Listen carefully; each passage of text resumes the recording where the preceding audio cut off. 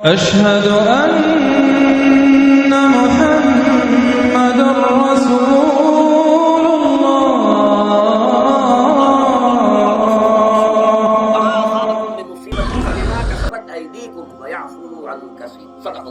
رب اشرح لي صدري ويسر لي واحلل عقدة من لساني قولي اللهم ربنا ألهمنا رشدنا اللهم أرنا الحق حقا وارزقنا اتباعه وأرنا الباطل باطلا آمین یا رب محترم رفقائے طنز اسلامی فقات اسلامی اور محترم احباب و حاضرین، سب سے پہلے میں طنز اسلامی کے سال پنجاب اجتماع میں آپ حضرات کو لاہور شہر سے فاصلے پر ہماری سب سے بڑی ظاہر بات ہے کہ یہاں پر جو ہے شہر لاہور کیا اور عام طور پر ہمارے سالانہ اجتماعات کے موقع پہ جو اکثر ہوتے ہیں لاہور میں ہوتے ہیں تو سب حال کی محبت کا بات ہے لاہور والوں اس مرتبہ بہت اچھی بات ہے ہم سب نکلے ہیں باہر۔ اب ظاہر بات ہے کہ یہاں تقریباً 50 گھنٹے جو آپ یہاں گزارے ہیں ہر والی سہولت ہے کتنا بھی اہتمام کریں کہ آپ یہ بچے آپ اللہ کی کوئی دنیا میں غائب آپ کی تجارت ہے نہ کوئی تفریح ہے معاذ اللہ۔ اس حوالے سے اس اجتماع کے آداب اور حقوق کو بھی بالکل، اور اگر کوئی تکلیف آئے تو اس برداشت کریں پورے ہی خندہ پیشانی کریں۔ میرے آج کی گفتگو کا عنوان ہے ہمارے دکھوں کا واحد علاج اسلام۔ دیکھیے انسانی زندگی میں دکھ اور سکھ ان کا چولی دامن کا ساتھ، دکھ بھی ہے سکھ، سردی کے ساتھ گرمی، گرمی کے ساتھ ساتھ ان مع العسر یسرا، ان مع العسر کے ساتھ یسرا۔ لیکن انسان نفسیاتی طور پر متاثر جو ہوتا ہے وہ تکلیف دکھ سے، خوشی آتی ہے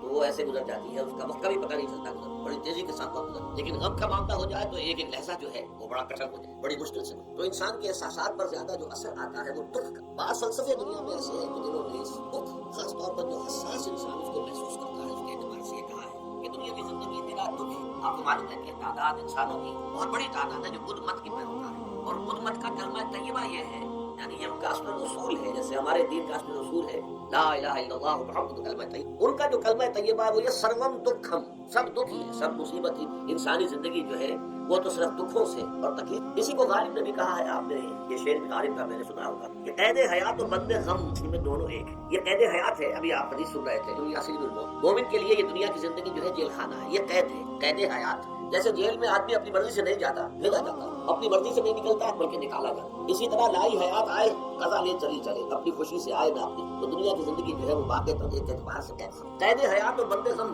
اصل میں دونوں ایک ہے۔ جب تک یہ زندگی رہے گی غم بھی لگا رہے گا، تکلیفیں لگی، مصائب آتے رہے، انسان کو دکھوں کا سامنا رہے گا، واسطہ رہے گا۔ موت سے پہلے آدمی غم سے نجات پائے گی، ظاہر بات ہے جب تک زندگی ہے تو غم ہے، تو موت سے پہلے نجات نہیں۔ اگرچہ اس کے بعد کا اگلا مرحلہ جو ہے، جو حقیقت کو جاننے والے ہیں وہ تو جانتے ہیں کہ اس کے بعد تو غم کا اور بڑا کڑا مرحلہ آنے والا ہے۔ اب تو گھبرا کے یہ کہتے ہیں کہ مر جائیں گے، مر کے بھی چین نہ پایا تو کدھر جائیں۔ اگر اللہ ہمیں معاف فرمائے، اپنی رحمت اور مغفرت سے ہمیں ڈھانپ لے، جیسے کہ حضور نے فرمایا الا یتغمدنی ربی برحمتہ، حضور نے فرمایا کہ کوئی انسان بھی محض اپنے اعمال کی بنیاد پر جنت نہیں داخل دے گا جب تک کہ رحمت خداوندی دستگیری نہ کرے۔ کسی صحابی نے بڑی ہمت کی، بڑی جرأت کا معاملہ کیا، پوچھ لیا کیا حضور آپ بھی، ظاہر بات ہے آپ بھی انسان ہیں، آپ بھی بشر ہیں، قرآن مجید میں کہلایا گیا ہے اور انما انا بشر مثلکم۔ اگر آپ کہتے ہیں کوئی انسان جنت میں داخل نہیں ہو سکے گا محض اپنے اعمال کی بنیاد پر جب تک کہ رحمت خداوندی دستگیری نہ کرے، تو کیا آپ بھی اس قاعدہ کلیہ میں شامل ہیں؟ آپ نے فرمایا ہاں میں بھی، الا یتغمدنی ربی برحمتہ، جب تک کہ میرا رب مجھے اپنی رحمت سے ڈھانپ نہیں لے گا میں بھی داخل۔ تو اس اعتبار سے اللہ تعالیٰ وہاں ہمیں بچا لے،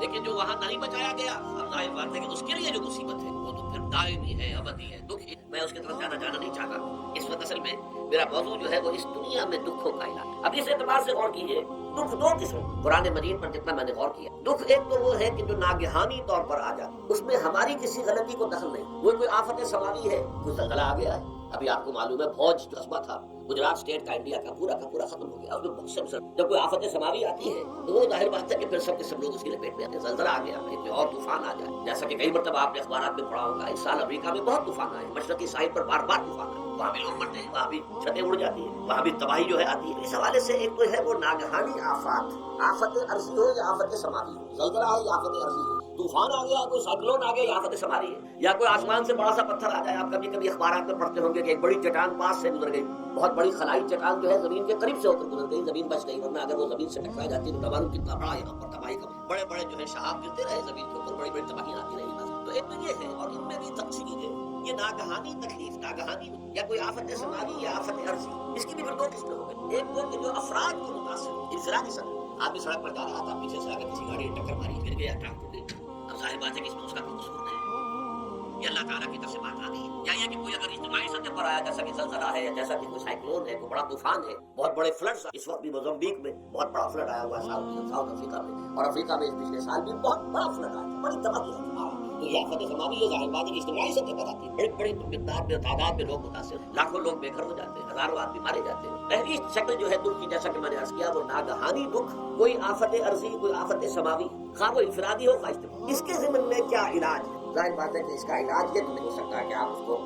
انگریزی کا ایک محاورہ ہے، what cannot be cured must be endured۔ جو چیز جو ہے جس کا علاج نہیں ہو سکتا وہ تو برداشت کرنی پڑے گی۔ بعض بیماریاں بھی ایسی ہیں، ڈائبٹیز ہو گئی ہے، شوگر کا مرض ہو گیا، ڈاکٹر آپ کو بتائے گا کہ نہیں اب یہ مرض جائے گا نہیں، اب آپ کو اس مرض کے ساتھ ہی اپنے آپ کو ایڈجسٹ کر کے اپنی غذا وغیرہ اس کے مطابق طے کر لیجیے، ورنہ یہ کہ یہ نہ سمجھیے کہ یہ مرض چلا جائے گا۔ تو what cannot be cured must be endured۔ لہذا ان آفت سماوی ورزی، چاہے وہ انفرادی سطح پر متاثر کرتی ہوں انسانوں کو اور چاہے اجتماعی سطح پر، اس کا تو علاج ایک ہی ہے۔ عربی میں بھی ایک محاورہ یہ ہے، کسی نے پوچھا تھا کہ بچھو کے کاٹنے کا کیا علاج ہے؟ البکاء الی الصباح، رات کو اگر کاٹا ہے کسی بچھو نے تو روتے رہو صبح تک، یہ علاج ہے، اس کا اور کوئی علاج نہیں۔ تو جو چیز لا علاج ہے اسے برداشت، گویا کہ یہاں جو اصل شے ہوگی کہ دنیاوی آفات، عرضی و سماوی آفات، ناگہانی آفات، ناگہانی مصیبت، ان کے ضمن میں ہمیں ایسی شے کی ضرورت ہے جو ہمارے اندر برداشت، اس کو جھیلنا آسان بنا، ہم اس کی وجہ سے بجھ کر نہ رہ جائیں، ہماری ہمتیں جواب نہ دے جائیں، ہمارا ارادہ ختم نہ ہو جائے، ہمارا حوصلہ پست نہ ہو جائے، بلکہ برداشت جھیلنا ہو، تحمل۔ ابھی ڈاکٹر صاحب کہہ رہے تھے اللہ تعالیٰ ذرا سا متحمل ہے، میں نے کہا یہ بہت غلط بات کر رہا، بہت متحمل ہے۔ وہ ذرا سا میں سمجھ گیا کہ کہنے کے انداز میں یہ بات آ گئی، ذرا سا رحیم بھی نہیں، نہیں وہ بہت رحیم ہے، بہت متحمل ہے، بہت حلیم ہے۔ لیکن یہ کہ ہمیں یہ جو آفات سماویہ ورزیاں ہیں جو ہمارے اوپر آ جاتی ہیں اللہ کے، ان کے ضمن میں ذہنی ایک ایٹیچیوڈ پیدا ہو جائے، سوچ کا ایک خاص رخ بن جائے، انسان کے احساسات ایک خاص طرف پر ڈھل جائیں، تو پھر ان کو برداشت کرنا آسان ہے۔ اور وہ کیا ہے؟ وہ ہمارے ایمان کا نام ہے۔ ایمان ہمیں یہ بتاتا ہے کہ کوئی مصیبت نصیب میں آتی ہے نہ تمہاری جانوں پر آتی ہے بغیر اذن رب۔ جو کچھ آ رہا ہے اللہ تعالیٰ کے فیصلے سے ہے، یہ کوئی اندھا گہرا مادہ نہیں ہے، یہ کوئی اندھا پیسہ نہیں ہے کہ اس نے آگے آپ کو ٹکر کر دی، نہیں، یہ تو سمیع بصیر، علیم خبیر اللہ اور حکیم اور قدیر اللہ کا فیصلہ۔ لہٰذا یہ من جانب اللہ ہے، اس کو جو سمجھو یہ اللہ تعالیٰ کی طرف سے ہے، اور جب اللہ کی طرف سے ہے تو سورہ آل عمران میں فرمایا بیدہ الخیر، اس کے ہاتھ میں تو خیر ہی خیر ہے، یعنی بظاہر تمہیں محسوس ہوتا بھی ہوتی ہے میرے لیے تکلیف دہ بات آ گئی، تو اس کو یوں سمجھو کہ اس کا نتیجہ جو میرے حق میں نکلے گا وہ خیر ہوگا۔ فوری طور پر تو تکلیف ہے، مجھے اچھی نہیں لگ رہی، ناگوار ہے، لیکن نتیجہ اس کا خیر نکلے گا۔ جیسے بچہ بیمار ہے، ماں اسے دوا پینے پر مجبور کر رہی، کڑوی دوا ہے، وہ تو سمجھتا ہے اس پر بڑا سود ہو رہا ہے، یا آپ لے گئے اسے ڈاکٹر کی ہڈی کا لگوایا ہے، وہ تو چیخ رہا ہے، رو رہا ہے، لیکن آپ کو معلوم ہے، کاش اسے بھی معلوم ہو جائے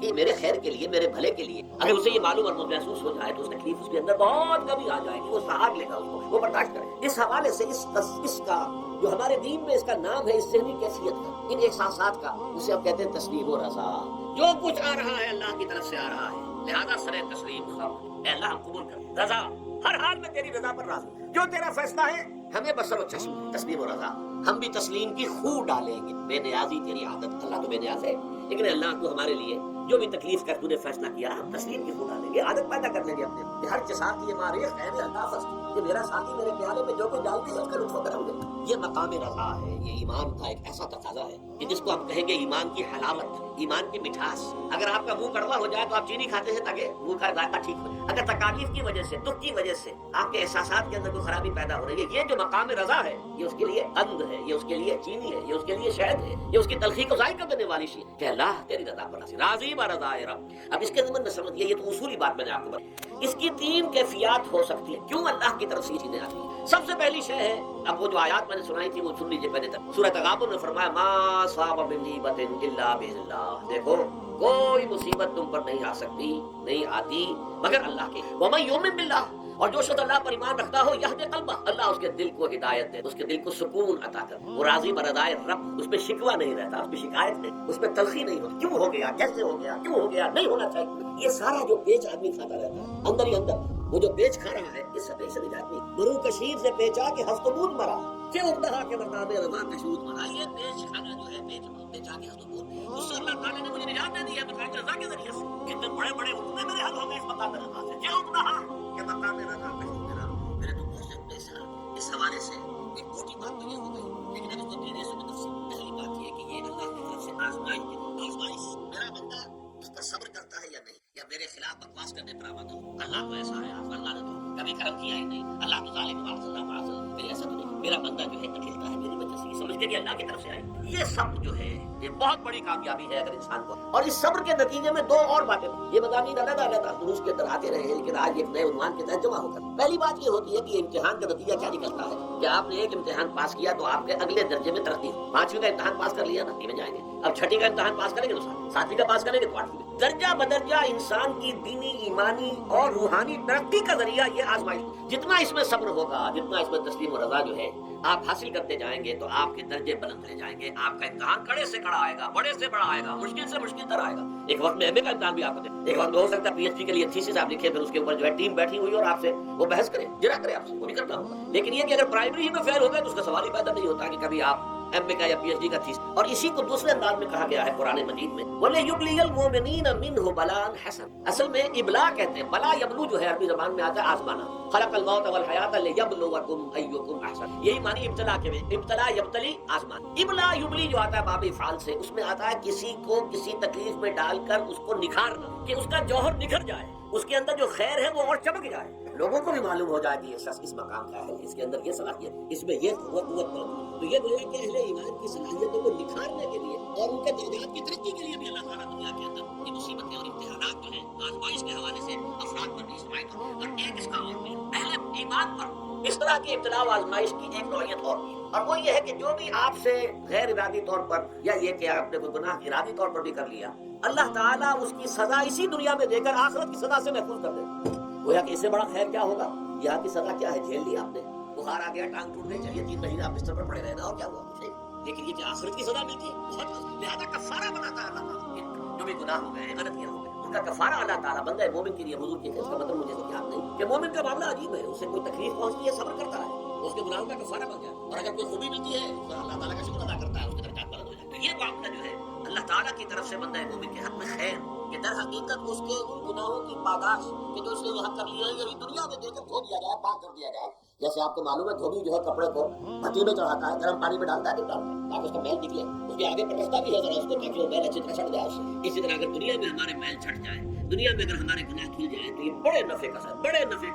بڑے نفع کا سودا. اس اعتبار سے آپ غور کیجیے کہ اگر یہ حقائق ہمارے سامنے رہے تو کیا کوئی تکلیف دنیا کی ہمیں بھاری محسوس ہو؟ ہمیں تو بتایا یہ گیا ہے کہ آسان تکرہوا شیئا وہو خیر لکم وآسان تحبوا شیئا وہو شر لکم واللہ یعلم وانتم لا تعلمون. ہو سکتا ہے کہ تم کسی چیز کو ناپسند کرو، ذرا حالانکہ اسی میں تمہارے لیے خیر ہے، تمہیں نہیں پتا. اور ہو سکتا ہے تم کسی چیز کو پسند کرو، ذرا حالانکہ اس میں تمہارا شر ہے لیکن تمہیں نہیں معلوم. اللہ یعلم وانتم لا تعلمون، جانتا ہے تم نہیں جانتے. اس حوالے سے زبردم بقوم آیات ہے اشراط دانی حساب کم و بشرا. اے اللہ، اس کو کہتے ہیں تفویض. یہ سورۃ تغابن کے 10ویں تمام مضامین تفسیر کے ایمان کے جو باطنی سوالات ہیں اس میں سب سے پہلے مقام رضا ہے، جو تفویض توکل ہے. آپ محنت کر رہے ہیں، نتیجہ نہیں نکلا. ایک نتیجہ یہ نکلے ایک بچے نے بہت محنت کی، رات کام کیا، پھر ہو گیا تھا، اب صدمے سے کمر ٹوٹ سکتی ہے. ہو سکتا ہے کہ اللہ تعالیٰ نے اسی میں میرے لیے، اس لیے کہ ہماری محنت سے ہمارے مادی وسائل سے کچھ ہوگا، اللہ کی مرضی سے، اللہ کی مشیت سے. یہ ہمارے لیے خاص طور پر اس اعتبار سے بہت اہم نکتہ ہے. ہم سب راہ حق کے مسافر اپنے اپنے بس پڑتے محنت کر رہے ہیں، وقت بھی صرف کر رہے ہیں، مال بھی صرف محنت کر رہے ہیں، مشقت کر رہے ہیں. لیکن فرض کیجیے جیسا کہ ہے پھر واقع فرض کر وہ تو آگے سامنے کی بات ہے، نتائج نکلتے نظر نہیں، قدم نہیں بڑھ رہے، ہماری طرف لوگوں کا رجوع عام نہیں ہے. اس پر قطعاً بدل ہونے کی یہ اللہ تعالیٰ کی مشیت میں ہوگا، جب وہ چاہے گا تب ہوگا. ہمارا کام یہ کہ اپنا فرض ادا کیے بس، اور نتیجے سے بالکل ذہن کو اپنے منقطع کر لیں، ذہن کا کوئی تعلق آپ کے نتیجے کے ساتھ نہ. یہ جب تک کیفیت ہماری نہیں ہو، ہم اس راہ پر استقامت اور مدام اس پر محنت و جہد کرنا جو ہے وہ ہمارے لیے. اس کے لیے میں اگر آپ کے سامنے رکھوں معاملہ کہ حضور صلی اللہ علیہ وسلم کے جو پہلے 10 برس ہیں، جب سے آپ کو آغاز ہوا ہے وحی کا، اس کے بعد سے پہلے 10 برس دن رات کی محنت، شدید مشقت، یہاں تک کہ اللہ بھی روک رہا ہے نبی آپ اپنے آپ کو ہلاک کر لیں. لعلک باخع نفسک علی یکونوا مؤمنین. کیا آپ اپنے آپ کو صدمے میں ہلاک کر لیے بات نہیں لا رہے، اس قدر صدمہ. لیکن اس کے ساتھ یہ ہے کہ یہ نہیں ہے کہ نتیجہ نہیں نکل رہا تو کام چھوڑ کے بیٹھ جائے. نتیجہ نہ نکلے تو حضرت نوح علیہ السلام کی عمر بھی اگر حضور کی ہوتی 950 برس بھی حضور دعوت دیتے تھے. اب تھا آپ کا فرض. حضرت نوح علیہ السلام بھی تو آخر اللہ کے بندے تھے، اللہ کے رسول 950 برس. فلبث فیہم الف سنۃ الا 50 عاما. یہ تو ہم مانتے ہی نا. اگر قرآن کے اندر نص قطعی صریح الفاظ کو ہوتے کہ بڑے لوگ یہ بات سمجھ بنا کرے آپ معلوم ہوتا ہے اس دور میں بھی انہیں زیادہ تھی. بہرحال جو میں نے عرض کیا تھا کہ دکھ جس سے انسان متاثر، اس کی ایک قسم وہ ہے کہ جو ہمارے ارادہ اور اختیار سے باہر، اللہ کی مشیت سے، اللہ کے عزت سے، اللہ کی مرضی سے. اس کے لیے ہمارا کام صرف برداشت، جو شے بھی ہمیں برداشت کی صلاحیت ادا کرتے وہی اس کا علاج ہے. جیسے آپ کو معلوم ہے کہ بخار بہت تیز چڑھا ہوا ہے، اس کی دوا نہیں ہے اسپرین یا کوئی اور پیراسیٹامول. بخار کی شدت کو کم، وہ کوئی علاج نہیں ہے. علاج تو ہوگا معلوم ہوگی کون سی جراثیم ہے، کس کی وجہ سے ہے، اس کا صحیح اینٹی بایوٹک کون سا ہے وہ دیا، کوئی علاج ہو، یہ علاج نہیں ہے، لیکن اس کی شدت کی کمی اور اس کے اندر جو احساس ہے جھیل جانے کا، وہ انسان کے لیے آسان ہے۔ یہی مضمون آیا ہے سورہ حدید، ما اصاب من مصیبت فی الارض ولا فی انفسکم، یہاں کھول دیا اس مضمون۔ میں نے عرض کیا تھا نا کہ یہ آفت سماوی بڑے پیمانے پر بھی ہو سکتی ہے، زمین میں یعنی زلزلہ آ گیا، فلڈ آ گیا، طوفان آ گیا، ولا فی انفسکم، خاص تمہاری جان میں، تمہیں بخار ہو گیا، تمہیں ٹی بی لگ گئی، تمہیں کوئی اور بیماری آ گئی، تمہیں کینسر ہو گیا، ہوتا ہے، آخر ہوتا ہے دنیا میں، انسانی زندگی کے ساتھ یہ ساری چیزیں لگی ہوئی ہیں۔ لیکن یہ چیزیں ما اصاب من مصیبت فی الارض ولا فی انفسکم، نہیں پڑتی تم پر کوئی پڑنے والی کوئی مصیبت، کوئی تکلیف، نہ پوری زمین میں بڑے پیمانے پر، نہ تمہاری جانوں میں انفرادی سطح پر، الا فی کتاب من قبل ان نبرأ، مگر یہ کہ وہ تو ایک کتاب میں، کتاب اللہ کے علم کی کتاب، ام الکتاب، اس میں پہلے سے درج موجود ہے۔ یہ الرٹ اپ نہیں ہو گیا، یہ اچانک نہیں ہو گیا۔ آپ اچانک سمجھتے ہیں کہ اچھا میں تو جا رہا تھا، اچانک ٹرک نے آ کے مجھے دھکا مار دیا، اچانک کچھ ہے یا نہیں، اس کائنات میں پتہ تک نہیں ہلتا جب تک اس نے رب نہ ہو، اچانک کا کیا ہوا؟ در حقیقت جو ہوتا ہے وہ اللہ تعالیٰ کے علم میں پہلے سے ہے، علم کامل، ما کان وما یکون، جو کچھ ہوا جو کچھ ہوگا، مستقبل ماضی کل کا کل آنے واحد میں اللہ کے علم میں، لہٰذا یہاں اچانک کچھ جو بھی آیا ہے اللہ کے، اور یہ پہلے سے اللہ کے علم کے اندر موجود تھا، لکھا ہوا تھا، الا فی کتاب من قبل ان نبرأھا ان ذلک علی اللہ یسیر۔ یہ تمہیں تو مشکل نظر آئے گا لیکن اللہ پر بڑا آسان ہے، اللہ کا علم کامل، ما کان ما یکون کو آگے لکھے لا تاسوا علی ما فاتکم، تاکہ تم افسوس نہ کیا کرو ان چیزوں پر جو تم سے چھوٹ جائیں، جاتی نہیں، چھن جائیں۔ کوئی موقع تھا ہاتھ سے نکل، کوئی دولت تھی اس پر ڈاکہ پڑ گیا، کوئی اور مصیبت ہے وہ آ گئی، کوئی عزیز فوت ہو گیا، اکلوتا بیٹا تھا فوت ہو گیا وغیرہ۔ ما فاتکم، فات سے ہی فوتیدگی ہے نا، جو شے بھی نکل جائے چلی جائے ہاتھ سے جاتی رہے، چاہے وہ کوئی آپ کا عزیز جو فوت ہو گیا تو آپ کے ہاتھ سے نکل گیا، یا کوئی مال تھا جو آپ کے قبضے سے نکل گیا، ڈاکہ پڑ گیا، چوری ہو گئی، نقصان ہو گیا کاروبار میں بہت بڑا، اس پر افسوس نہ کیا۔ اگر افسوس کرو گے تو اس کا مطلب کیا ہوگا کہ تمہیں اللہ پر اعتماد نہیں، یا تم سمجھتے ہو کہ اللہ کے سوا بھی کوئی ہے جو یہ کام کر سکتا ہے۔ کائنات میں تو ایک ہی کی مرضی چلتی ہے، وہ ہے اللہ، لہذا اگرچہ وہ کسی کے ذریعے سے تکلیف آپ کو پہنچی، کسی نے آپ کو پتھر مارا ہے، وہ پتھر ہو سکتا ہے آپ کو نہ لگتا، لگ گیا ہے تو اللہ کے فیصلے سے لگا ہے، اس کا باپ بھی نہیں پتھر مار سکتا آپ کو اگر اللہ کا اذن نہ ہو، لہذا آپ پتھر مارنے والے کو بھی مجرم سمجھیے، ٹھیک ہے، اس سے بھی قصاص لینے کا آپ کو حق ہے، لیکن یہ جان لیجیے کہ جو آیا ہے پتھر وہ اذن رب سے آیا۔ اب ظاہر بات ہے کہ اگر یہ کیفیت ہو تو غصہ اتنا نہیں ہوگا اس شخص پر کہ جس نے یہ کام کی، بلکہ ہو سکتا ہے مسکرا کے رہ جائے، جیسے کہ وہ میں واقعہ سناتا رہا ہوں اپنے دوست کہ ایک درویش پر ساتھ بھی جا رہا تھا، جو رب کرے سو ہو، جو رب کرے سو ہو، جو رب کرے سو، کسی شخص نے پتھر اٹھا کر کے مارا، اس کے سر پہ لگ گیا، مجھے کیا دیکھتے ہو جو رب کرے سو ہو، تو رب کے مجھے تو یہ پتھر رب کے مارے ہی لگا ہے، لیکن میں دیکھ یہ رہا تھا بیچ میں کس کا منہ کالا ہو گیا، اپنے لیے کس نے ایک گناہ کما لیا، اپنے لیے کس نے ایک مصیبت جو ہے وہ مول لے لی، وہ بیچ میں تم آ گئے ہو، پتھر اللہ کی طرف سے آیا، لیکن اس کا عذاب، اس کا وبال تم پر۔ بہرحال یہ تو میں نے عرض کیا آپ کے سامنے، وہ چیزیں کہ جو آ جاتی ہیں، وہ تکالیف و مسائل جو اللہ کی طرف سے من جانب اللہ ہے، اس میں آپ کسی کو مورد الزام نہیں ٹھہرا سکتے، وہ آپ پر آ گیا۔ دوسری تکلیفیں وہ ہے جن کے لیے فارسی میں کہتے ہیں خود کردہ، اپنے ہاتھوں میں مصیبتیں آتی ہیں۔ اس کے لیے میں نے آپ کو سورہ شورى کی آیت سنائی، ما اصابکم من مصیبت فبما کسبت ایدیکم ویعفو عن کثیر، جو مصیبت بھی تم پر آتی ہے انسانوں، وہ تمہارے اپنے ہاتھوں کے کرتوتوں کی وجہ سے، اور ابھی تو اللہ بہت سی چیزوں کو تو معاف بھی کرتا رہتا ہے، ہر تمہاری غلطی پر پکڑتا نہیں، ہر خطا کے اوپر تمہیں سزا نہیں دیتا ہے، کوئی سزائیں معاف بھی کرتا رہتا ہے، عفو و درگزر سے بھی کام لیتا ہے، بہت متحمل اور حلیم بھی ہے، بہت رحیم اور غفور بھی ہے اور کریم بھی ہے، لیکن یہ کہ یہ جان لو کہ ایک مصیبت وہ ہے جو تمہاری اپنی پیدا کرتے ہیں، بما کسبت ایدیکم، تمہارے اپنے ہاتھوں کی کمائی۔ یہ کون سی خود کردہ؟ یہ در حقیقت ہے اجتماعی نظام جو انسان بناتا ہے، اس اجتماعی نظام کو غلط کر کے اگر اس نے اپنے لیے مصیبتیں کھڑی کر، مصیبت ہے لیکن یہ مصیبت تمہارے اپنے ہاتھوں کی لائی، تم نے نظام غلط بنایا ہوا، تم نے دولت کی تقسیم غلط کی ہوئی ہے، اللہ نے تو رزق پیدا کر دیا اور سب کے لیے کافی ہے، یہ تم نے کیا ہے کہ ایک طرف کچھ لوگوں کے کھتے بھرے ہوئے ہیں اور ایک طرف کوئی فاقے سے بھرے، یہ خود کردہ ہے، یہ ہمارا کبھی ہے، یہ تم نے نظام غلط بنایا ہے، یہ جو نظام کے اندر خرابی ہے یہ تمہاری اپنے کرتوت ہے، تم نے خود نظام کے اندر غلطی رکھی ہے، ناانصافی تھوڑی ہوئی ہے، تھوڑا ہوا ہے، یہ تمہارے اپنے کرتوتوں کی، اور اس کا علاج تمہیں کرنا پڑے گا۔ علاج کیا ہوگا؟ نظام کو صحیح قائم، اللہ کا دیا ہوا نظام عدل و قسط۔ یہی وجہ ہے کہ سورہ حدید کی جو آخری آیت میں نے پڑھی تھی وہ کیا تھی؟ اللہ تعالیٰ فرماتا ہے کہ ہم نے تو اپنے رسولوں کو بھیجا اس لیے، کتابیں نازل اس لیے کی، لقد ارسلنا رسلنا بالبینات، ہم اپنے رسولوں کو بھیجتے رہے معجزوں کے ساتھ، واضح نشانیوں کے ساتھ، وانزلنا معهم الکتاب والمیزان، ان کے ساتھ ہم نے کتاب اتاری، میزان اتاری، یہ سارا کچھ ہم نے کس لیے کیا؟ لیقوم الناس بالقسط، تاکہ لوگ عدل پر قائم۔ اب اگر تم نے اس عدل کے نظام کو چھوڑ کر اللہ کے دیے ہوئے نظام کو تج کر تم نے خود اپنا نظام بنا لیا، تو ظاہر بات ہے سرمایہ دار جب نظام بنائے گا تو وہ مزدور کے بارے میں نہیں، اسے تو اپنی مصلحتیں نظر آئیں گی، اس کے سامنے تو اپنا نفع ہوگا، جتنا زیادہ سے زیادہ نفع کما لو، جتنا ہی مزدوروں کا خون نچوڑ سے نچوڑ لو۔ زمیندار نظام بنائے گا تو وہ بیچارے کاشتکار مزارے ہاری کی مصلحت نہیں دیکھ سکتے، وہ تو کہے گا مجھے اپنے بچوں کو ہندوستان بھیجنا ہے تعلیم میں، مجھے اپنے لیے جو ہے اسلام آباد میں بھی بنگلہ بنانا ہے اور پری میں بھی بنانا ہے، اور پھر مجھے تو ایئر کنڈیشن بنگلے چاہیے ہر جگہ پر، وہ تو اپنے مصلحت کو دیکھے۔ غریب کے ساتھ کیا بیتی ہے جو دن رات کی محنت اور مشقت کر رہا ہے، جس نے ہل چلایا ہے، جس نے بیج ڈالا ہے، جس نے پانی دیا ہے،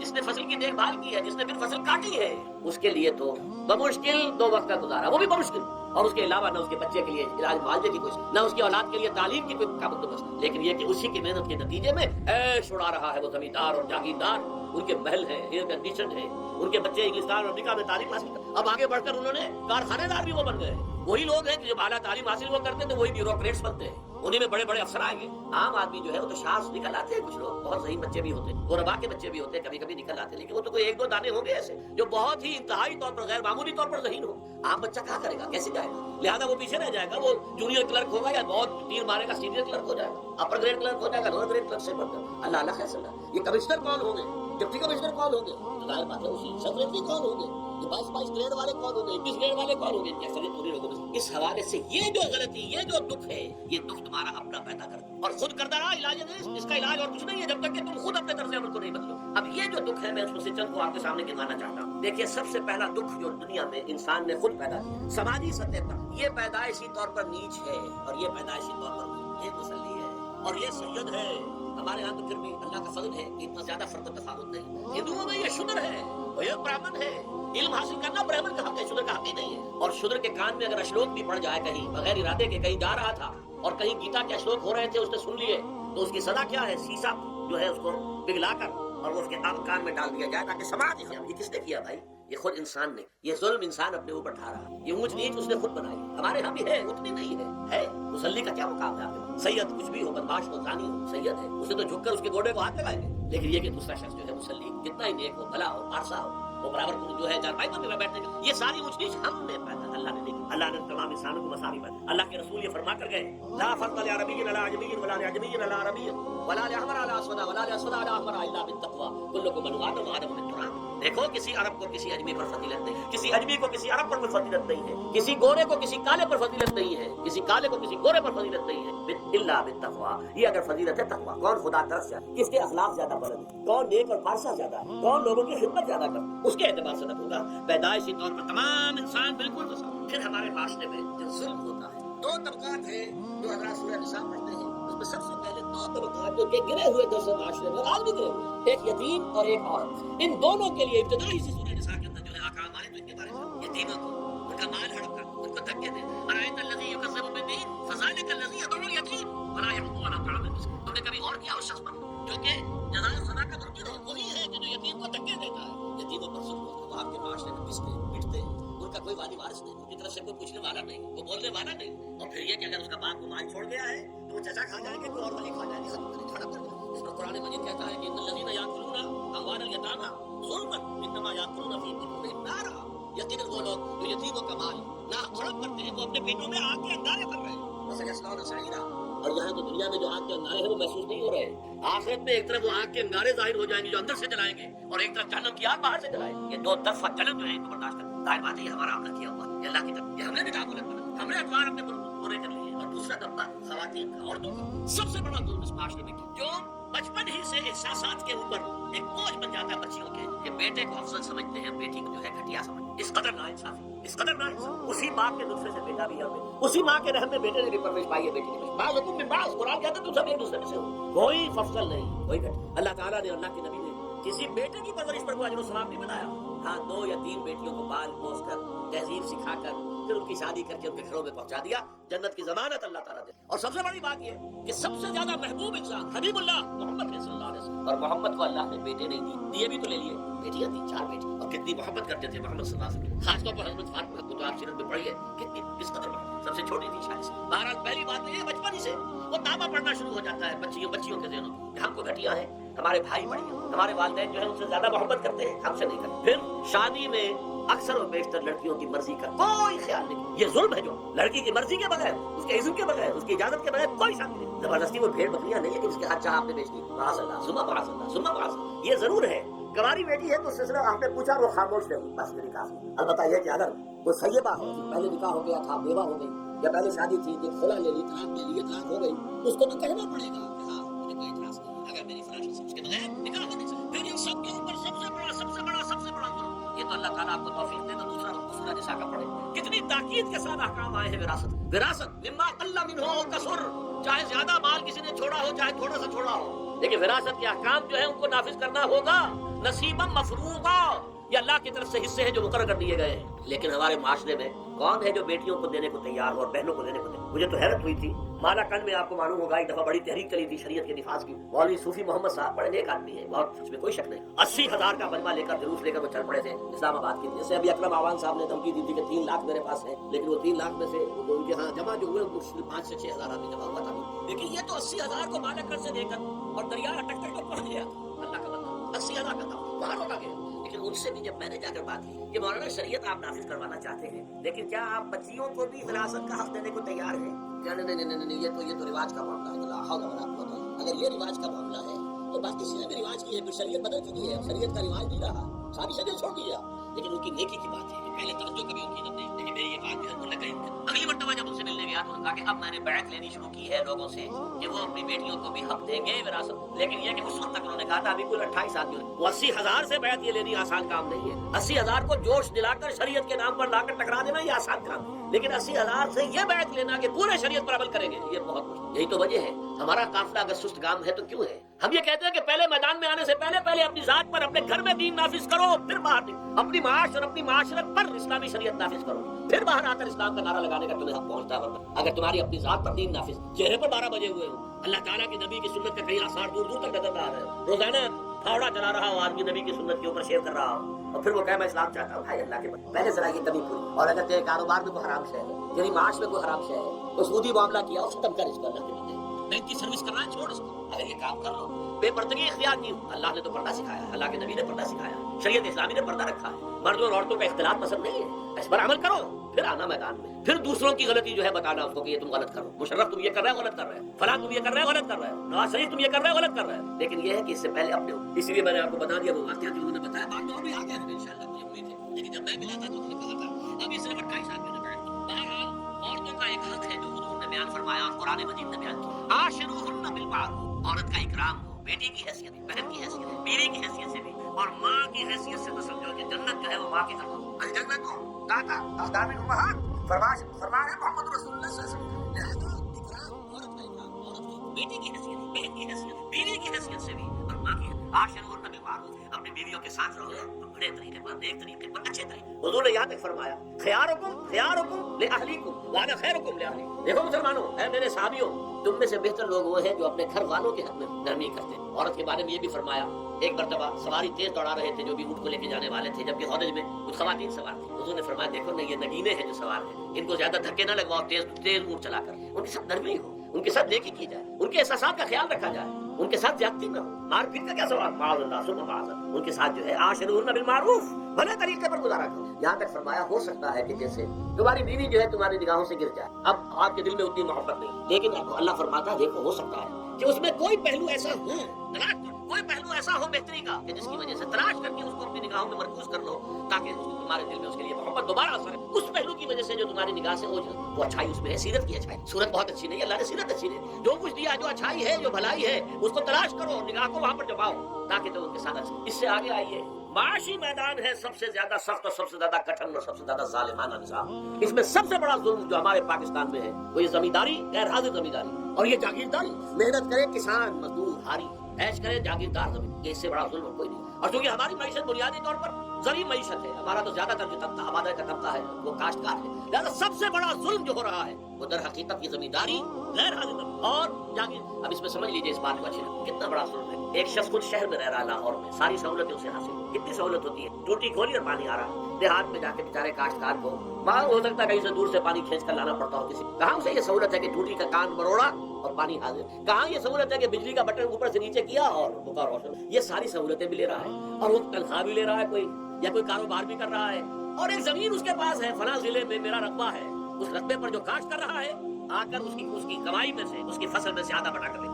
کیا کون تھا یہ مزارعت جو ہمارے ہاں جس کو جائز قرار دے دیا گیا، یہ دور ملوکیت میں جائز قرار دیا گیا۔ بادشاہت جو ہے وہ چلتی تھی، جیسے آپ نے کن کھجورا دیکھا ہے نا، اس کے بہت سی ٹانگیں ہوتی ہیں، کن کھجورے کی کتنے پاؤں ہوتے ہیں، سینکڑوں، ایسے بادشاہوں کے یہ پاؤں ہوتے تھے، جاگیردار 3,000 منصبدار، 5,000 منصبدار، 20,000 منصبدار، 30,000 منصبدار، یہ جاگیردار بڑے بڑے علاقے ان کے پاس ہیں۔ اب ظاہر بات ہے کہ وہ خود تو کاشت نہیں کر سکتے، انہیں تو مظاہرے چاہیے، لہذا مظاہرت کے جائز ہونے کا فتویٰ دیا گیا۔ جب اسلام میں بادشاہت آ گئی، ملوکیت آ گئی اور جاگیرداری آ گئی، جو ملوکیت کے پاؤں ہیں وہ کنسلے کی طرح کل کھجورے کی طرح اس کے پاؤں ہے تو وہ تو جاگیردار ہے. یہ ہے جس کی وجہ سے امام ابو حنیفہ نے کہا مزارعت حرام ہے، جس کی زمین ہے وہ کاشت کرے. یا حضور کی حدیث ہے کہ چاہے اپنے بھائی کو دے دے تو ایک دانہ لینے کا حقدار ہے. اگر تو تمہارا کوئی اور ذریعہ معاش نہیں ہے تو ٹھیک ہے، آپ کام کرو. تمہارا کوئی اور ذریعہ معاش ہے، تمہارا کاروبار ہے، تمہاری دکان چل رہی ہے، تم ملازمت میں ہو، تمہیں تنخواہیں مل رہی ہیں، اس کے ساتھ ساتھ تم نے جس میں جمع رکھا ہوا زمین اگر ہے یا تو جاؤ کاشت کرو، ورنہ یہ کہ زمین کو دے دو اپنے کسی بھائی کو، ملکیت تمہاری رہے گی، کاشت وہ کرے گا تو جو فصل ہوگی اس کی برداشت بھی وہی کرے گا، وہی لے گا. یہ فتویٰ ہے امام اعظم امام ابو حنیفہ رحمۃ اللہ علیہ. یہی فتویٰ ہے امام مالک امام دار الحجرہ امام مدینہ امام مالک رحمۃ اللہ علیہ، دونوں کا. اور عظیم ترین یہی دو ہیں، اولین بھی یہی دو ہیں، عظیم ترین بھی یہی دو. امام شافعی بھی شاگرد ہے امام مالک کے، امام احمد بن حنبل شاگرد ہے امام شافعی کے. ٹاپ پر کون ہے؟ امام ابو حنیفہ، ان کے شاگردوں میں قاضی ابو یوسف اور امام محمد امام ظفر. ادھر امام مالک، ان کے شاگردوں میں پھر امام شافعی، پھر ان کے شاگرد امام احمد ابن. ٹاپ پر دونوں یہ کہہ رہے ہیں کہ حرام، گزارت حرام، جس کی زمین ہے خود کاشت کرے. یا یہ ہے کہ خود کاشت نہیں کر سکتا تو اپنے بھائی کو دے دے، بس اس میں سے کوئی حصہ لینے کا وہ حقدار نہیں. جو محنت کرے، جو خون پسینہ اپنا لگائے، وہی اس سے ساری جو ہے آمد بھی اس کو حاصل ہو. یہ مجھے حال ہی میں یہ آپ کے علم میں ہونا چاہیے. یہ فتویٰ دیا ہے قاضی ابو یوسف اور امام محمد نے، گزارت حلال ہے، جائز ہے. شرطیں لگائی انہوں نے کہ بیج بھی زمیندار دے، کوئی جانور وغیرہ ہے تو وہ بھی زمیندار کا ہو، اگر کوئی ٹریکٹر ہے تو اس کی ریپیمنٹ جو ہے زمیندار کرے. یہ ہے شرطیں، یعنی اس کا کوشش کی ہے کہ اس جاگیرداری کا ڈنگ جو ہے کم ہو جائے، اس مزارعت کے اندر جو مضرت ہے وہ کم ہو جائے. لیکن یہ کہ اصل اسے جائز قرار دے دیا. ہمارے ہاں شرطوں کو کون دیکھتا ہے، آداب کو کون دیکھتا ہے، قواعد و ضوابط کو کون، حنین مریا، جیسے کہ ماں کا دودھ پیتے ہیں ایسے ہی یہ مزارعت کی جو آمدنی ہے اس کو کھا رہے ہیں. حرام ہے، حرام ہے، حرام. حال ہی میں ابھی ملاقات ہوئی میری مولانا زاہد الراشدی صاحب، آپ کے بہت قریب گجرا والے میں، جو اس کی سب سے بڑی مسجد ہے، اس کے خطیب ہیں. انہوں نے بتایا ملا علی قاری نے بھی یہ لکھا، جو بہت بعد کے حنفی جو ہے وہ فقیہ ہے، کہ دلائل تو وہی ہے جو امام ابو حنیفہ نے دیے ہیں، دلائل تو ان کے ساتھ ہے، لیکن مصلحت ہے جو جس کے تحت یہ فتویٰ دیا. یہاں تک کہ مولانا شبیر احمد عثمانی کے ساتھ دستے راز سمجھ لیجیے، ظفر احمد عثمانی رحمۃ اللہ علیہ، انہوں نے بھی یہ لکھا ہے کہ دلائل تو امام صاحب کی رائے کے حق میں، لیکن یہ کہ ہمارے ہاں تقلید کا ایسا ایک قلادہ گردنوں میں ڈال دیا گیا ہے، جو کہ ہمارے بزرگوں نے فتویٰ دے دیا، قاضی ابو یوسف نے امام اور قاضی اور امام محمد نے، لہذا فتویٰ اسی پر چلے گا. میں نے ان سے بات کی ڈٹ کر، میں نے کہا میدان میں آئیے نا کام کی، جب تک یہ مزارعت ختم نہیں ہوتی ہے، جب تک جاگیرداری اور زمینداری ختم نہیں ہوتی ہے، اس ملک میں کوئی سیاست صحیح آئی نہیں سکتی. یہ سیاست تو وڈیروں کا، جاگیرداروں کا، بڑے بڑے زمینداروں کا کھیل ہے. یہ آپ نے پتہ نہیں نام سنا ہے کہ میوزیکل چیئرز گیم یہ ہوتا ہے ان کا کھیلنے والوں کا، بہت زیادہ دولت والے جو ہے ان کا کھیل ہے. ان کو کام تو کرنا نہیں ہوتا، جاگیردار ہے اسے کو کام کرنا. وہ بیٹھ کر ایک کلب بنا رکھی ہے، یہ پارلیمنٹ کیا کلب ہے، وہاں بیٹھ کے وہ اپنا وقت گزاری کرتے ہیں. یہ پوائنٹ آف آرڈر آ گیا ہے، اور یہ جو ہے ہماری حقوق جو ہے پریویلیج موشن آ گئی ہے، کرتے نہیں اس کو. یہ جان لیجیے کہ یہ ظلم کس نے کیا ہے، یہ خود کرتا ہے. یہ ہم نے اس نظام کو برداشت کیا ہوا، جب تک ہم نہیں اٹھیں گے یہ نظام کا نہیں ہوگا. خود کرنا کا علاج خود ہی کرنا ہوگا. یہ غلط نظام جو چلا آ رہا ہے، جب تک اس کو ہم بدلیں گے نہیں، اس کو ختم نہیں کریں گے، اس وقت تک یہ ظلم کیسے ختم ہوگا. اس سے آگے آئیے، ایک ہے کارخانے دار کو اور مزدور کو آپ نے چھوڑ دیا کہ باہم طے کریں. کارخانے دار کہتا ہے میں تو صاحب آپ کو 15 روپے دوں گا، کام کرنا ہے تو کرے، نہیں کرتے نہ کرے. آپ نے زیادہ سے زیادہ یہ کیا کہ نہیں یہ بہت کم ہے، آپ نے ایک یونین بنا لی، کچھ ہڑتال کر دی. اچھا ہڑتال کر دی، 10 دن کی ہڑتال کے بعد غریب مزدور کا تو بچہ ہو سکتا ہے بھوکا مرنے لگے. کارخانے دار کی صحت پہ کوئی اثر پڑے گا؟ اس میں لاکھوں ہے، کروڑوں ہے، اس کی صحت پہ کوئی اثر نہیں پڑتا. لہٰذا یہ ظلم، اس ظلم کا علاج کیا ہے؟ اگر یہ ضمانت ریاست کی طرف سے، حکومت کی طرف کہ اگر تمہاری مناسب مزدوری نہیں ملتی مت کرنا، لیکن تمہارے بچے کو بھوکا ہم نہیں مرنے دیں گے، تمہیں سبسسٹنس الاؤنس دیں گے، ان امپلائمنٹ الاؤنس دیں گے، ہم زکات کا نظام قائم کریں گے، جس کے تحت کے انڈر رائٹ کر دیں گے، طے کر دیں گے، لکھ دیں گے کہ ہر شہری کی بنیادی ضروریات کی کفایت ریاست کے ذمہ ہے. اب اگر ایسا ہے تو ایک آدمی پاؤں جما کر بات کرے گا نا کارخانے دار کے ساتھ. ایک امپلائی جو ہے امپلائر سے بات کرے گا پاؤں جما کر، جناب آپ مجھے تنخواہ کم دے رہے ہیں میں کام نہیں کروں. لیکن اب کیا ہے، جناب آپ مجھے تنخواہ کم دے رہے ہیں میں کام نہیں کروں گا. مالک کہتا ہے جاؤ دفعہ ہو جاؤ. پھر وہ کیا کہتا ہے اچھا میں اسی تنخواہ پہ کام کروں، اس کا تو فائدہ اسی جائے کہاں. مارکیٹ میں تو سرمایہ داروں کا گٹھ جوڑ ہے، انہوں نے کارٹل بنا رکھے ہیں، وہ تو ظاہر بات ہے کہ وہ ویج بھی بڑھائیں گے، الا یہ کہ مزدور کی پوزیشن ایسی ہو کہ وہ بھی ڈٹ کر کھڑا ہو جائے. اب وہ ڈٹ کر کھڑا کب ہوگا؟ جب اس کو ضمانت ملی ہوئی ہو ریاست کی طرف سے، حکومت کی طرف سے کہ اگر تمہارے پاس جاب نہیں ہوگا، کام نہیں ہوگا، تمہارے پاس کوئی مزدوری نہیں ہوگی تو تمہیں اتنا وظیفہ تو ہر مہینے ملتا رہے گا جس سے تم اور تمہارے اہل و عیال جو ہے وہ کم سے کم زندہ رہ سکیں. پھر کھڑے ہو کر بات کر سکیں، پھر صحیح جو ہے ان کے درمیان معاہدہ ہوگا تو وہ منصفانہ ہوگا، عادلانہ ہوگا. جب تک یہ نہیں ہے، اور یہ نظام کیسے ہوگا جب تک کہ زکات کا نظام قائم نہ کیا جائے. اب زکات کا بھی ایک نظام تو وہ تھا جو بدنام کرنے کے لیے زکات کو ضیاء الحق صاحب نے نافذ کیا، وہ تو بدنامی ہے، وہ تو سود کا کمیشن ہے کہ سود میں آپ کو اگر 6% ملتا تھا تو 2.5% انہوں نے کاٹ لیا، 4.5-3% آپ کو دے دیا، تو سود میں سے حصہ لے لیا. سود کو حرام کریں اور زکات پورے مال پر، سارے تجارتی اموال پر زکات لے. آپ کی دیوال میں جناب 10 लाख का माल पड़ा हुआ है, 2.5% के हिसाब से दे दीजिए, कितना मैंने काउंट आप कर लीजिए। कोई एक है स्टॉकिस्ट, आपके गोदाम में इतना स्टॉक पड़ा हुआ है, इतनी मालियत का 2.5% दीजिए, तुम्हारी इतनी भेड़ें बकरियां हैं, इतनी भेड़ें इतनी बकरियां निकाल दो। जब तक कि तमाम अमवाल में से ज़कात न लीजिए, ये क्या कि बैंक के अंदर जो जमा है ऊपर से ज़कात काट ली, इन्ना लिल्लाहि व इन्ना, नाम उसका ज़कात है। और खैरात का एक निज़ाम बना दिया, कुछ खैरात और कुछ सियासी जो है अपना हथकंडा, कि उनके नाज़मीन ज़कात जो बन रहे हैं और ज़कात काउंसिलें बन रही हैं, वो सब कौन है? जो हमारे सियासी तौर पर हमारे साथी हैं, हमारे वर्कर्स हैं, और फिर जितने गबन हुए हैं और जितना उसके मिस एप्रोप्रिएशन सबको मालूम है हमारे माशरे में। आखिर अगर हुकूमत के जितने महासिल हैं वो गबन होते हैं, तो ज़कात का क्यों नहीं गबन होगा? ज़कात तो आसमान से उतरी है, बल्कि ज़कात में से गबन करना तो आसान है, इसलिए कि सूद में से काटा हुआ है, उसमें तो इंसान जो है वो बुरा भी महसूस नहीं करेगा, ये तो सूद है, लानत है। अगर इसको मैंने कुछ हजम कर लिया तो क्या हो गया? जब तक कि ये दो निजाम नहीं आएंगे, और तीसरे ये कि सूद के जरिए से जब तक कि ये सूद का नतीजा क्या निकलता है? असल में हमारे आम आदमी समझते हैं सूद कि अच्छा है जी, क्या है, एक आदमी ने पैसे जमा कराए हैं, अब उसे हर महीने इतना पैसा मिल रहा है। आम आदमी भी हमारे यहाँ ये जो पठानों वाला सूद है, ये जो सूद खोर गाँव में बैठे हुए हैं, जो बहुत बड़ी शरह के ऊपर सूद देते हैं और खून चूस जाते हैं लोगों का, और उनके किसी तरीके से कर्जे खत्म, उनको तो सभी बुरा कहते हैं। कोई एक आदमी भी आपको नहीं मिलेगा कि उनके लिए कलमा खैर करे, उनके लिए किसी नरमी का या उनके लिए किसी भी आसानी का कोई मुतालबा करे। अलबत्ता ये जो बड़ा सूद है, बैंक का सूद, कारोबारी सूद, इसकी शनाख्त लोगों पर वाज़ेह नहीं। ये एक बहुत बड़े पैमाने पर ये बुराई जो है आपको इंडिविजुअल पर नहीं नजर आ रही। इंडिविजुअल तो बज़ाहिर समझता है एक फर्क, भाई ठीक है, मैं जो दुकान के लिए मुझे कर्ज चाहिए था, मुझे कर्ज मिल गया, मैं अपना कारोबार कर रहा हूँ, तो मैं जो कमाई कर रहा हूँ उसमें से बैंक को भी हिस्सा दे रहा हूँ अपना, उसमें क्या खराबी हो गई? इसकी खराबी समझ में आती जब आपको मालूम इसी सूद के जरिए से दुनिया में इस वक्त एक छोटी सी अकलियत है, कुल 1 करोड़ या 1.25 करोड़ यहूदी, और पूरी दुनिया की दौलत के ऊपर काबिज हो, ये सारा वो बैंकिंग निजाम जो यहूदियों ने बनाया, ये IMF वर्ल्ड बैंक, जिसके हम इस वक्त गुलाम बनकर रह गए। हमारा चीफ मार्शल एडमिनिस्ट्रेटर उसे कहे या चीफ एग्जीक्यूटिव कहे, हमारा तो हुक्मरान है, हमारा बादशाह इस वक्त, और वो बादशाह सलामत कहते हैं कि IMF और वर्ल्ड बैंक के लोगों के गोडे हमें पकड़ने पड़ते हैं, गोडे गिट्टे, क्यों? हम गुलाम हैं और हम जकड़े हुए सूद के अंदर। पूरी दुनिया को यहूद सूदखोरों ने दर हकीकत अपने शिकंजे में जो जकड़ा है, जिस तरीके से कि इनको अपने अंदर एक अपने पूरे हथकंडों के अंदर जो बांध के रख दिया है सूद के जरिए से,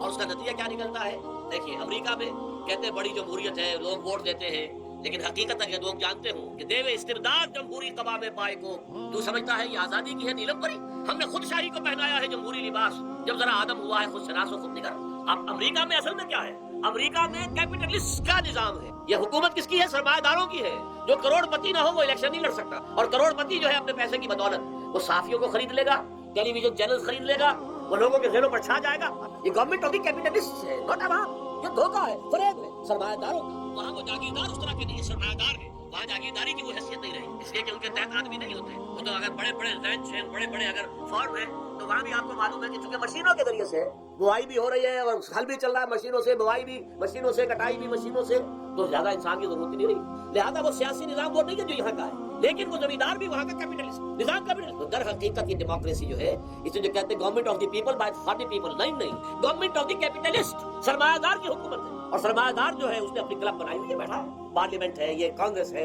ये सेनेट है, ये सरमायादारों की क्लब है। बाकी आवाम के लिए बात क्या है? बात ये है कि आम आदमी अमेरिका का भी ये जरूर है कि बुनियादी जरूरत है, मेहनत करके खून पसीना एक करके अपनी वो हासिल कर ले, लेकिन बहुत निचली सतह पर है आम आदमी, वहाँ भी बहुत निचली सतह पर। और ऐसे लोग हैं मादूद गिनती वाले जो 40-40, 50-50 बिलियन का एक चेक लिख सकते, सब यहूदी। हाउस ऑफ रॉथशाइल्ड्स, हाउस ऑफ गोल्डस्मिथ्स, ये सिटी बैंक जो यहाँ भी आ गया है अपनी सारी गंदगियां फैलाने के लिए, सिटी हाउसेज और सिटी कार, ये क्या है? ये जकड़ लेना है आपको जरा सा धोखा दिया, जाओ जी ले लीजिए, कोठी ले लीजिए, हम आपको कर्ज देते हैं। आप भूल गए इतनी बड़ी कोठी का मैं मालिक हूँ। अब जब उसका कर्ज देने का चुकाने का मालूम हुआ कि मैं तो गुलाम होकर रह गया हूँ, जो कमाऊं वो सारा का सारा उनकी किस्त के अंदर चला जाएगा। और अगर खुदा न खास्ता कहीं डिफॉल्ट कर गया तो जितना मैंने दिया था वो भी हजम, और मकान वो जब्त करके और नीलाम कर दो, अल्लाह। लेकिन वक्ती तौर पर जरा सा धोखा जो हो जाता है, देखो इतनी बड़ी कोठी का मैं मालिक हूँ, देखो इतनी लंबी कार मेरे पास आ गई, देखो फलां शय मैंने हासिल कर ली, लेकिन उसका नतीजा जो निकलता है वो तो वहाँ वालों से जिस तरीके से वो गुलाम बनकर रह जाते, वो मजदूर बनकर रह जाते हैं। जैसे भट्टों में आपने देखा है, भट्टों में जो मजदूर होते हैं वो बिके हुए होते हैं, वो गुलामों की तरह होते हैं, उनको बल्कि लोग एक दूसरे से खरीद कर लेकर जाते हैं। एक भट्टे वाला आता है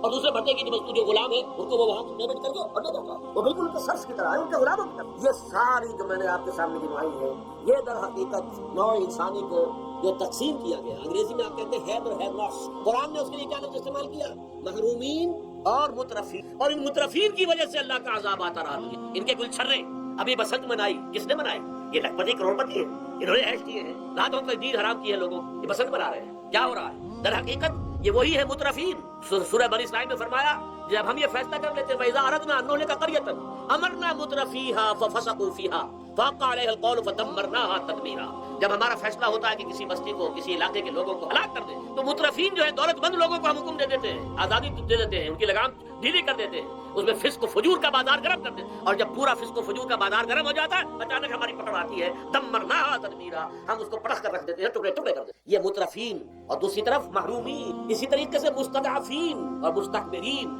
ایک طرف مستکبرین ہے ہاٹی پہ، جو کہ پارلیمنٹ میں جاتے ہیں، جو جاتے ہیں سینٹ کے اندر بیٹھتے ہیں، جن کا ایک طبقہ ہے، وہ ایک علیحدہ ہی ہے، ان کی سوسائٹی علیحدہ ہے، ان کے تہوار علیحدہ ہے۔ نیو ایئرز نائٹ پر جو کچھ یہ کرتے ہیں بدماشیاں، اس کا ذرا صاحب کو اندازہ 12 دیہات کے رہنے والوں کو نہیں ہے۔ لاہور اور کراچی کے لوگوں سے پوچھیے کیا ہوتا ہے، اسلام آباد کے لوگوں سے پوچھیے، پشاور اور کوئٹہ کے لوگوں سے پوچھیے، یہ سب در حقیقت مستضعفین ایک طرف، مستکبرین دوسری، محرومین ایک طرف اور مترفین ایک طرف۔ یہ سوسائٹی کو تبدیل کر کے اور پھر تقسیم کرو اور راج کرو، ڈیوائڈ اینڈ رول۔ یہ آپس میں ٹکرائیں گے، آپس میں لڑیں گے، تم ان سب کے اوپر حکومت کرو۔ ہر ظاہر بات ہے کہ اس کا علاج میں نے عرض کیا تھا نا کہ پہلے قسم کے دکھ تو وہ ہیں جو من جانب اللہ آتے ہیں، اس کا تو سوائے برداشت کے کوئی مانتا نہیں، کوئی اس کا اور ہمارے پاس چارہ نہیں۔ لیکن برداشت کا حوصلہ بڑھانے کے لیے وہ ساری باتیں ایمان کی وجہ سے ایک اللہ سب کرتا ہے، اپنے غلط نظام کی وجہ سے ایک دکھ ہم نے پھیلا رکھی ہے، ایک محرومی پھیلا رکھی ہے، ایک بھوک پھیلا رکھی ہے، جو لوگوں کے ظلم کا جو ہے بازار گرم ہو رہا ہے، چاہے وہ سماجی سطح پر ہے، گھروں میں ہے، چاہے بازاروں میں ہے، چاہے مارکیٹوں میں ہے، چاہے کھیتوں میں ہے، چاہے کارخانوں میں ہے، یہ سب ہمارے غلط نظام کا نتیجہ ہے، یہ اللہ کی طرف سے۔ وما اصابکم من مصیبت فبما کسبت ایدیکم، یہ تمہارے اپنے ہاتھوں کی کمائی ہے، تمہارے اپنے ہاتھوں کی کرتوت، تم نے غلط نظام کو قبول کیا ہوا۔ اب اس کا علاج کیا ہوگا؟ اب علاج ایسے ہوگا جد و جہد کے ذریعے سے اس نظام کو ختم کیا، اس لیے کہ یہ تو میں نے آپ کے سامنے بیماری کا بیان کر دیا ہے، علاج کیا ہے انشاءاللہ اس کے بارے میں وہ جو ہے وہ پرسوں ہوگی 11 بجے۔ اقول قولی ھذا واستغفر اللہ لی ولکم ولسائر المسلمین والمسلمات۔